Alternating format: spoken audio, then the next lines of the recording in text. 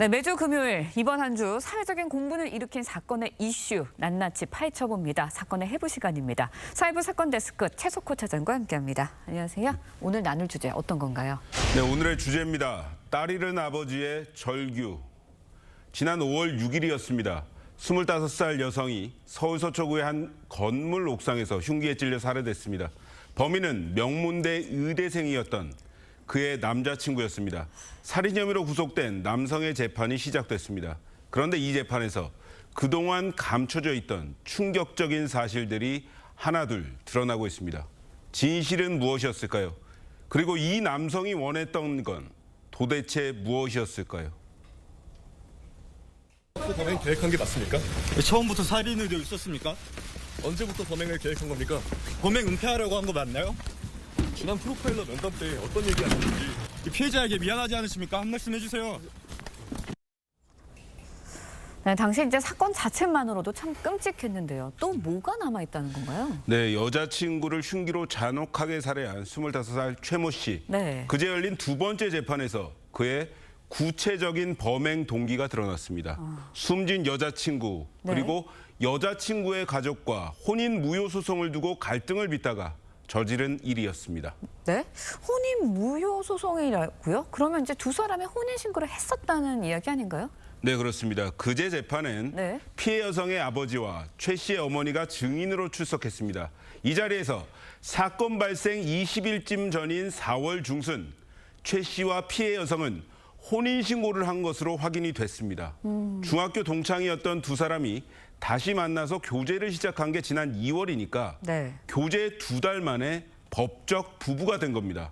하지만 피해자 부모에게는 알리지 않았습니다. 법정에 나온 피해자의 아버지는 교제 기간 동안 딸이 최 씨를 만난 건 10차례도 안 된다면서 최 씨에게 가스라이팅을 당해서 혼인신고를 하게 된 것이라고 말했습니다.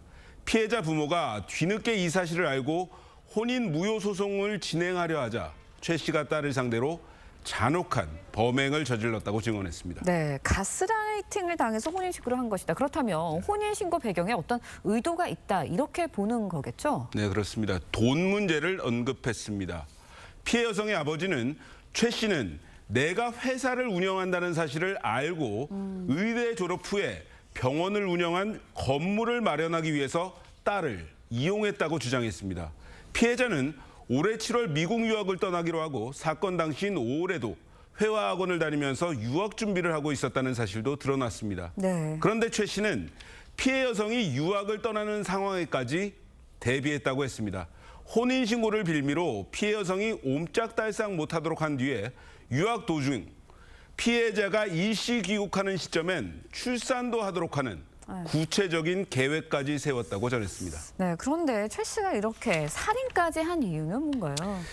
네, 수사기관엔 피해자가 네. 피해자의 아버지가 자신에게 학력을 박탈하겠다고 화를 냈다면서 사기꾼이라는 표현까지 썼다고 진술한 것으로 알려졌습니다. 하지만 네. 피해자의 아버지는 최 씨는 만난 적도 없다면서 최 씨의 어머니가 먼저 전화를 걸어와서 네. 혼인 무효를 원한다고 말했을 뿐이라고 반박했습니다.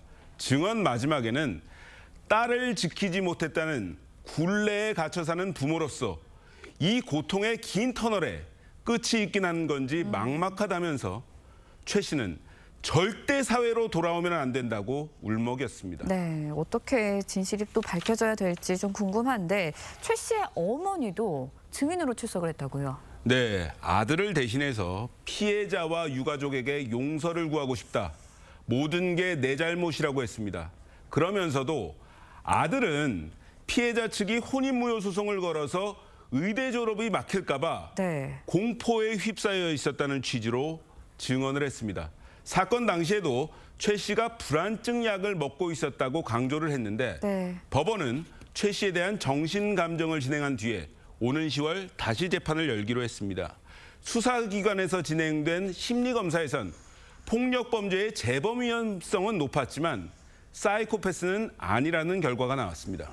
네, 아무리 뭐 용서를 구한다고 해도 잃어버린 딸이 돌아오는 건 아니겠죠. 한순간에 딸을 잃은 부모의 마음 감히 상상조차 할 수 없는데요. 병원을 차릴 건물을 마련하기 위해서 혼인신고를 한 것이라는 그런 피해자 아버지의 말에 좀 말문이 막히는 것 같습니다. 지금까지 최석호 차장과 이야기 나눠봤습니다. 오늘 말씀 고맙습니다.